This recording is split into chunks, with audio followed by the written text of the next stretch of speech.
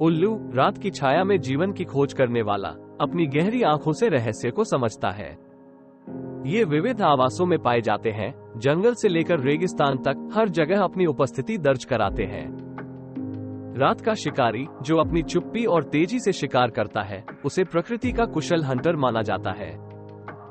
उल्लू की गर्दन अनोखी होती है, जो 270 डिग्री तक घूम सकती है, जिससे वो आसानी से शिकार देख सकते हैं। अपनी विशिष्ट आवाज के साथ उल्लू रात के सन्नाटे में भी संवाद स्थापित करते हैं। विभिन्न संस्कृतियों में उल्लू को ज्ञान और रहस्यमय शक्तियों का प्रतीक माना गया है। उल्लू की प्रजातियां विश्व भर में संरक्षण का विषय बनी हुई हैं। पर्यावरणीय संतुलन के लिए इनका संरक्षण जरूरी है।